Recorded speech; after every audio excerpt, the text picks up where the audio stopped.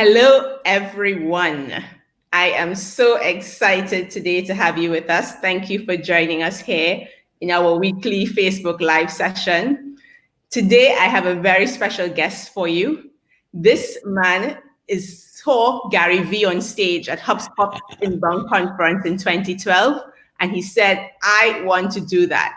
And he didn't just mean being able to stand on stage and speak like Gary, but he meant he wanted to impact people and help them discover something new, something they haven't quite figured out just yet. And to date, he has not failed. Some of you may know him as the Sprocket Man, but George B. Thomas is probably the most passionate inbound marketer and HubSpot advocate I've ever come across. Having 19 HubSpot certificates under his belt, he is leading the training program and much more over at Impulse Creative, another platinum HubSpot agency in the US. But all of this underlines his ultimate goal to be a happy, helpful, humble human. George, thank you for joining us today. Risa, I'm super excited to just add value to the community, to hopefully get people from where they are to where they want to get in this just micro particular topic that we're going to talk about today. I know it's a micro topic, but with big impact, right? Without a doubt. So, today I was listening to your podcast that you did with Clouda over at Agency Live. And wow, I learned so much about you that I really didn't know before.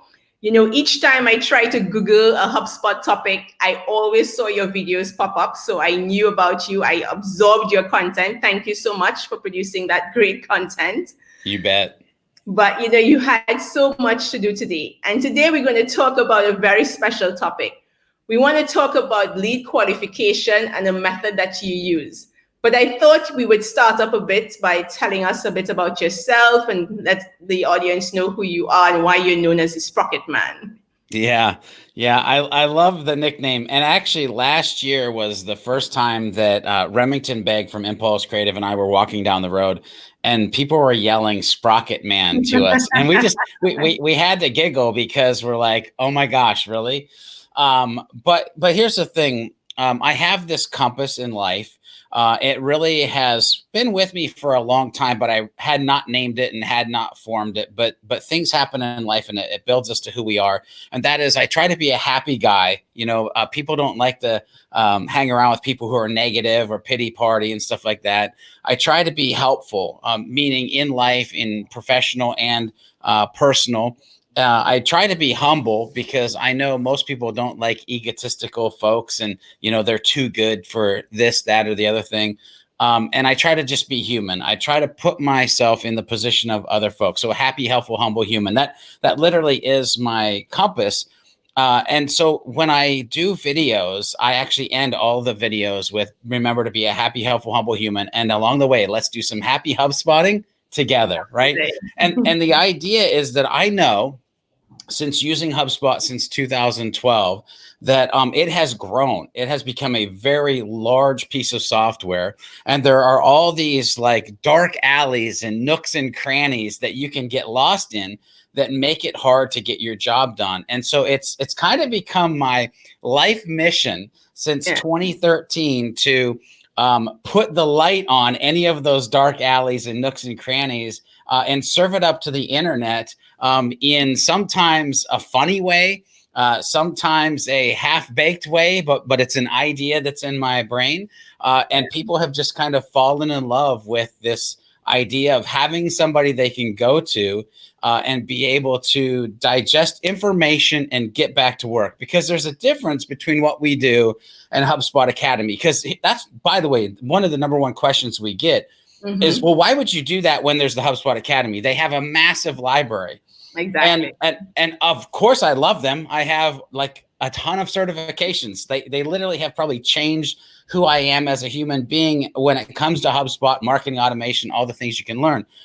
But we are really that resource that you can watch 3 to 6 minutes and get back to work, versus feeling like you need to watch a set of videos together or spend a couple hours. Like we're the street smarts, the tactical, the get in, get out, and get stuff done so I can go home type content for folks. And that's just been very valuable and very useful for folks. But we did this, Risa, to be a resource not only for HubSpot users, but for HubSpot agencies. And that's where, instead of it being Impulse Creative, that's where Sprocket Talk was born and created. Of it has to be this entity that anybody can use. It has to be this brand that anybody can love. There can't be like this underlying agenda of like, oh, it's an agency and they're doing tutorials so that they can have like all the no.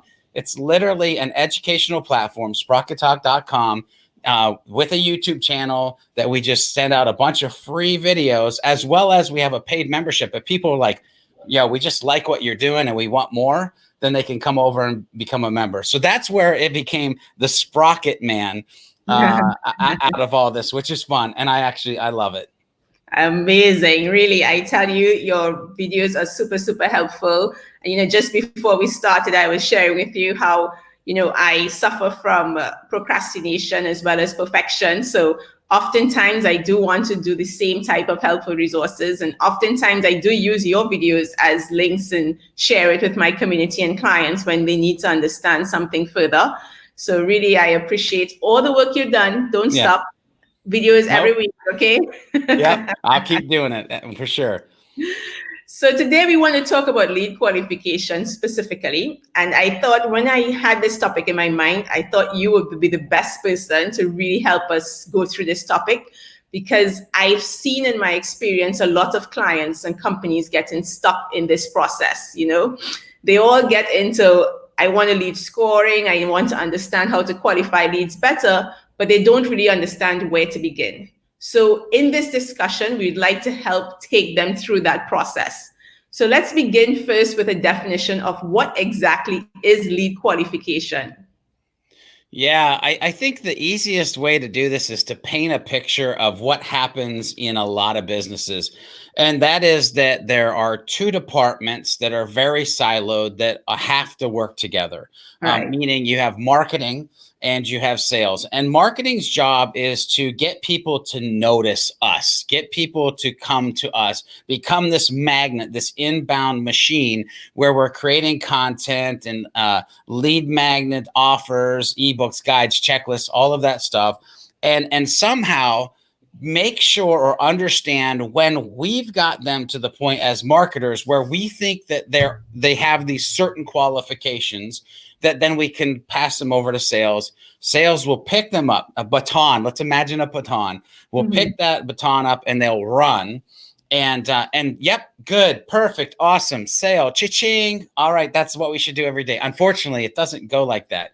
You go to hand the baton off and you drop it, or they drop it, or they get that lead and they're like, oh my gosh, how did this lead make it to me? This lead is crap. And so then there becomes this internal friction between the marketing team and the sales team, because they've probably never really sat down and figured out, well, let's look at that baton handoff. What really has to happen for me to hand the baton off? And what do you need to do to be able to grab it?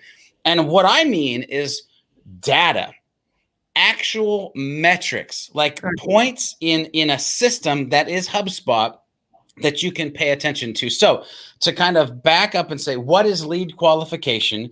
It's being able to look at certain data points and understand from a marketing side and a sales side, how have we now aligned ourselves? Because we know that if we have A, B, and C over here and 1, 2, and 3 over here, this is truly a sales qualified lead and it's time to pass over that baton, versus, hey, we've got this whole database and I think these ones are good. Go for it. Let me know.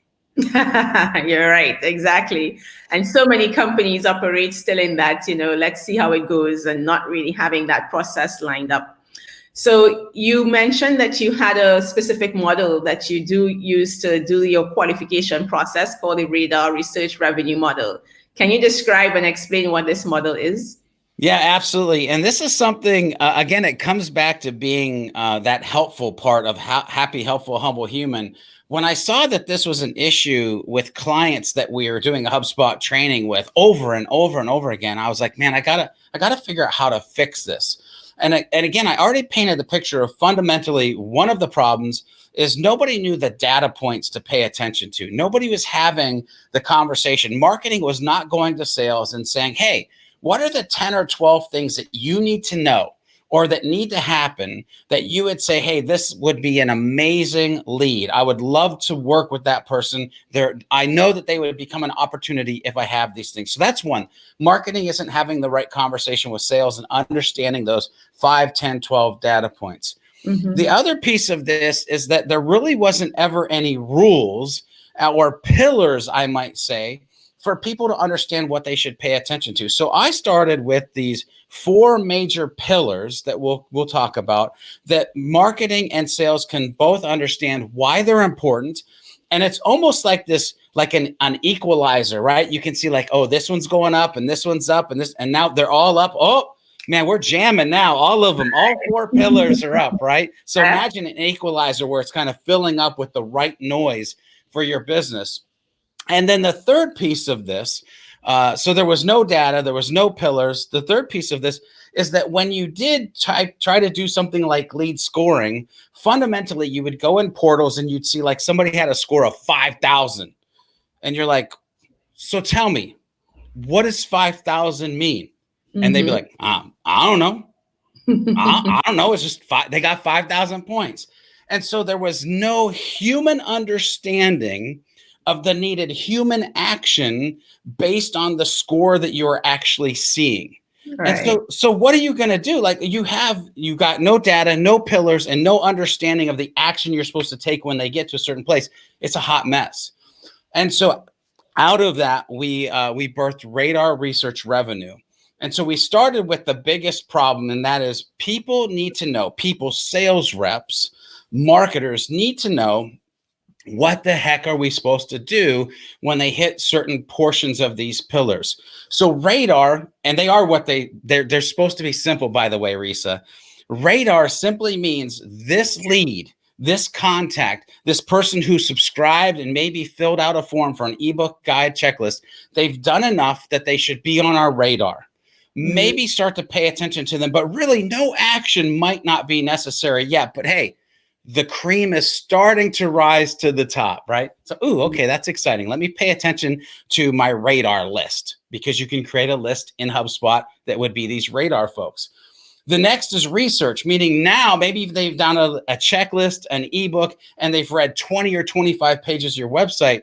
Now all of a sudden it's hey, we should start doing some research. Maybe look at what information we have, what information we need from those 5, 10, 12 pieces of data points.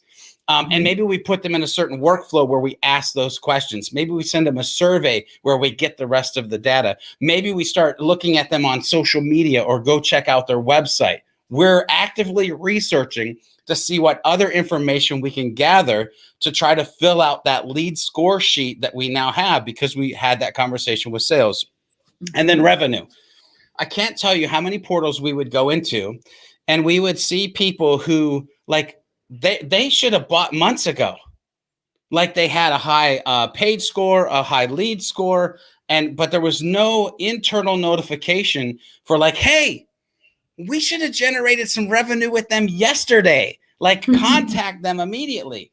And by the way, let me just explain, we're talking about building lists, Radar Research Revenue, and we're talking about having internal and external communication when somebody hits any of those triggers. So fundamentally, you need to know about they're on our radar, we should be doing research, or we should drive some revenue. That is the human actions. So I'll see, Risa, if you have any questions about that before I actually move on to the pillars portion of this. No, this is good. I would love to understand, first of all, how does this really compare to the other traditional methods that most companies use? For example, like MEDDIC and CHAMP that most companies are very familiar with. So before you just get into your pillars, just explain the big difference between those. Yep. For me, it comes down to two things that's different than the rest of these systems. And that is number one, it's customizable. Well, actually, maybe even three as I think about it. One, it's customizable to what you need and Mhm. what you see. And what I mean by what you see is point number two, it's all based off of data. This isn't like off of some conversation and you've written some notes down and you've checked four, BANT boxes off or whatever it is. This is literally based in data and execution actions. And so the third one is that it's built to fit into HubSpot. Like if you're a HubSpot user, you have every single tool to be able to do every single thing that we teach about this radar research revenue system that you can plug into HubSpot portal. So you can't really take BANT easily and somebody teach you, well, here's how you put BANT in HubSpot. I mean, you can leverage the ideas, but built for HubSpot, customizable to your company's needs and based off of data. Those are the three main differences from what typically sales and marketing teams might use. I get you. And you are so right, because oftentimes I've met clients who says, oh, we use the CHAMP method or we use the MEDDIC method. And then it takes us a lot of time to map out what does that actually mean for their database and for the way they're operating as marketing and sales teams today.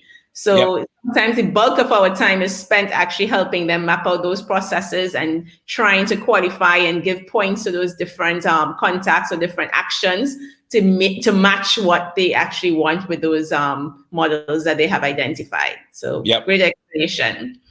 So now let's hear about those pillars. What are those radar pillars?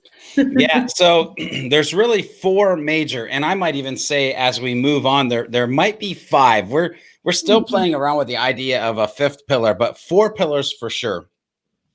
And of course, if you pay attention to HubSpot and HubSpot education, you can't watch a video without hearing about persona. And so one of the major pillars is persona. But I talk about personas in this way because most of the times you hear about here's your personas and they only talk about it from a positive standpoint. When I talk about pillars or when I talk about personas, there's positive personas and there's negative personas. And also when you have your positive personas, there's probably one persona that you really want to talk to. There's a second persona that would be, okay. And there's a third one like, hey, we'll take them if we can get them. And so there's kind of this trifecta authority or wanting for those, right? So now imagine you've got a positive persona and it's a 1, or a positive persona and it's a 2, or a positive persona and a 3. Now you're starting to build out a matrix where you could literally have a list inside of HubSpot is all of your positive personas 1, all of your positive personas 2, all of your positive personas 3. And then any negative personas, if you're not doing this right now, should have some type of automated email handoff, letting them know they're not a good fit. You have done some research and here's where they might want to look.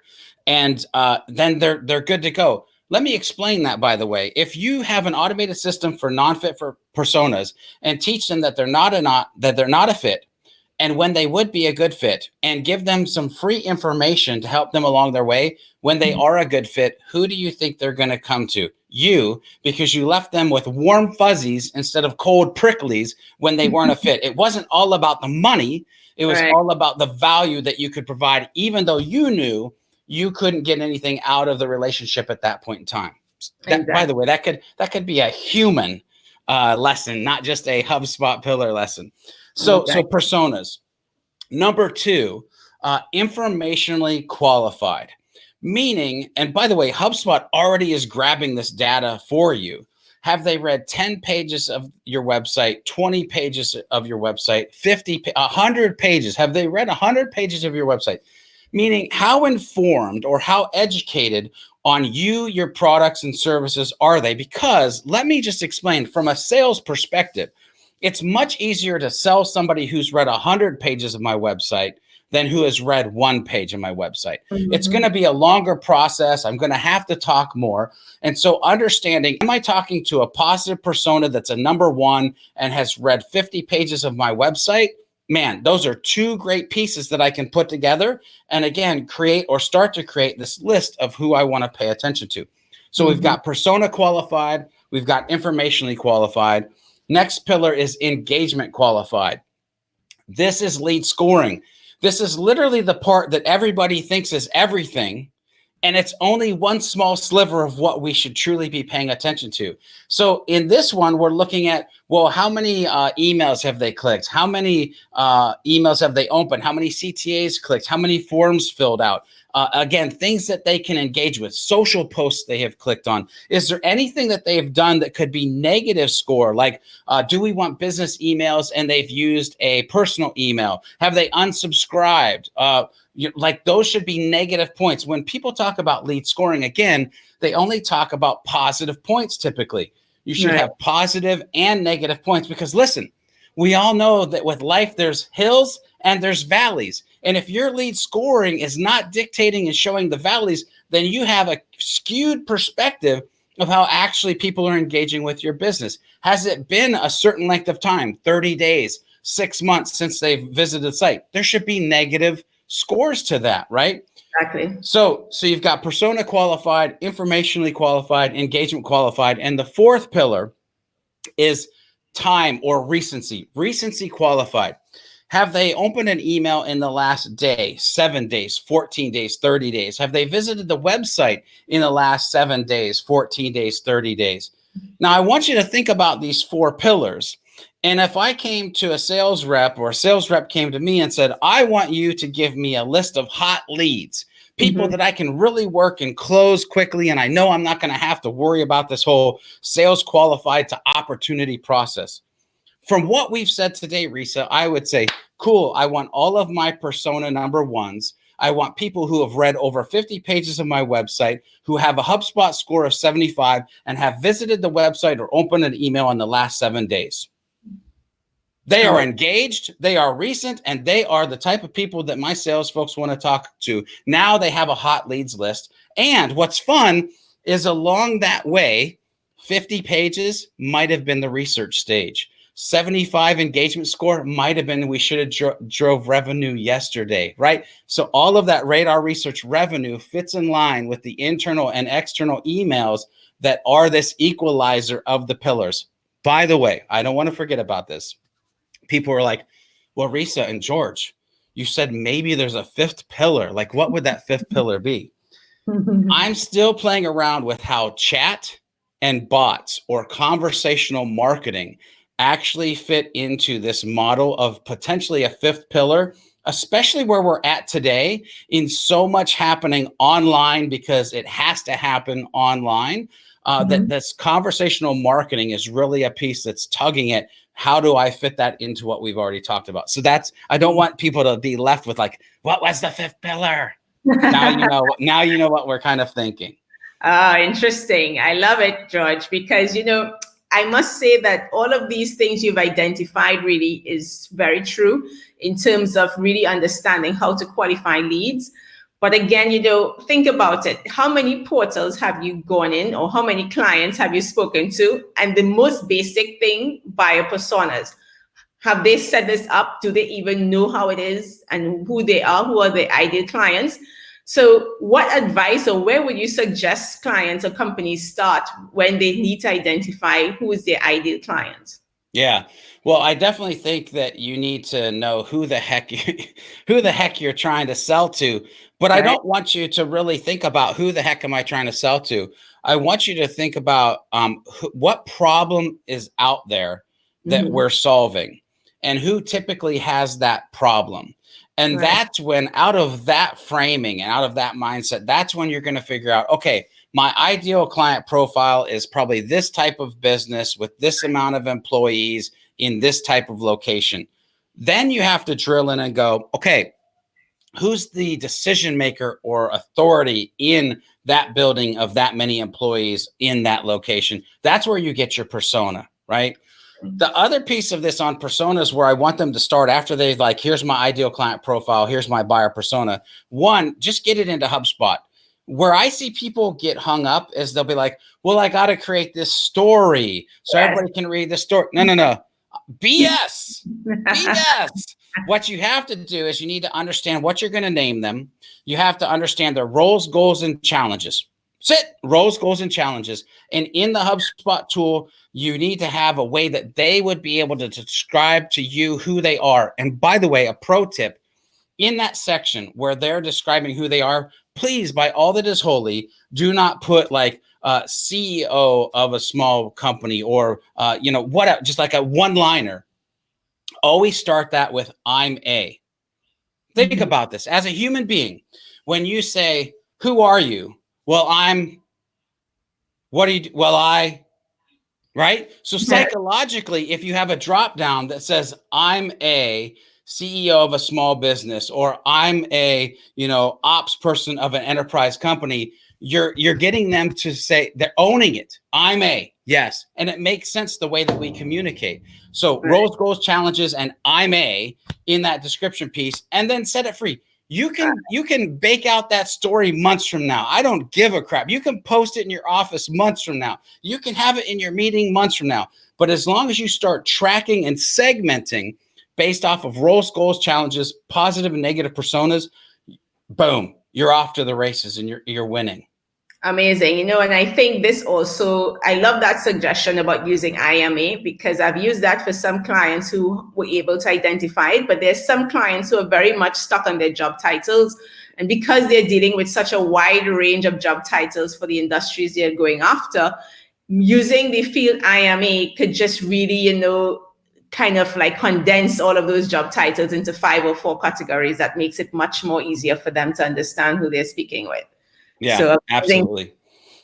Now, I just want to go back to one more thing because we have just a few minutes left, but I do want to talk a bit about data enrichment. So you talked about research, especially in the beginning, and what information we need to have. Now, I know there are tools like Clearbit out there that can help you enrich your data. But what strategies or what other tools will you recommend to get the data that is most times missing because you can't put everything in a form and you're trying to limit how many form questions you ask? Yeah. So there's a couple of things. First of all, let me just start with the techie answer. If you're not doing something like using queued fields in HubSpot forms, then you're doing it wrong, because what happens now is typically you'll have 5 forms and you'll be asking the 5 same questions: first name, last name, job title, right? Like we've all done this. And they'll fill out 2 or 3 of those forms and you'll have the same 5 pieces of data. Instead, if you use queued fields inside of HubSpot forms, now when you know the answer to one of those data points, it asks a new data point. So over 3 or 4 forms, now you got 12 pieces of data. So that's a very nerdy thing that most people don't have in place. The other part of this that people aren't leveraging is progressive profiling in HubSpot, meaning imagine a world where instead of your forms being first name, last name, email, it actually started with the I'm a question. And when they selected that CEO of a mid-sized company, now you asked 4 or 5 questions specific to that persona. I call it second smart questions. I try to name them as easy as I can. What's the second smart questions that you can ask that person based on what you just asked them? So queued questions and progressive profiling, that's the nerdy answer. Here's the answer, Risa, that nobody wants to hear. Sometimes when it's work, you got to get your hands dirty. And therefore, you might actually have to pick up a stinking phone and you might have to call them. And you don't just call them willy-nilly. You call them with an objective and an outline of conversations that you're trying to have. But you be flexible in how you can actually navigate and get that conversation done. And you're writing answers to 3, 4, 5 pieces of data that you're trying to figure out as you're having a human conversation. You're getting your hands dirty. You get your hands dirty because you go to their website and you actually read it. You go to their social posts and you read it. You see if they're actually engaging with you on maybe your YouTube channel, and you start to see if they're in any of your comments. And you start to understand them not from just a data point, but as a human. You get your hands dirty. You go into the things that feel unscalable if you truly want to be victorious in what you're trying to do. And that's more for the sales reps of like the days of when you could just kind of import a spam list and, just smash all these like cold leads. Like those days are really falling apart. It's not working anymore. So you have to leverage how can I be human? How can I be helpful? And how can I leverage tech and a really smart system like Radar Research Revenue to set me up for success? And how can marketing and sales not be 2 siloed teams, but be a revenue team working hand in hand to be amazing together. Amazing, George. George, thank you so very much for this session. I thought it was extremely useful, extremely informative. I love these pillars that you've mentioned, and I love this new method that you are now offering us for qualifying our leads. As you said in the beginning, it's all about understanding which contacts in our database need to be in our radar. So it's the best name ever. You know, who cares about MEDDIC and CHAMP? Nobody understands what that means. But radar gets to the point, you know, Yep. what do you need to be on your radar? So just to summarize again, you know, your pillars are, tell us again one more time, your 5 pillars. Yep. Pillars are going to be persona qualified, informationally qualified, engagement qualified, recency qualified. And then if you're using chat and bot or conversational marketing, that would be in there as well. Amazing. And on that note, we leave you and we leave our guests with all this information to start better qualifying their leads. So thank you so much, George, and see you next time. Thanks, everyone, for joining.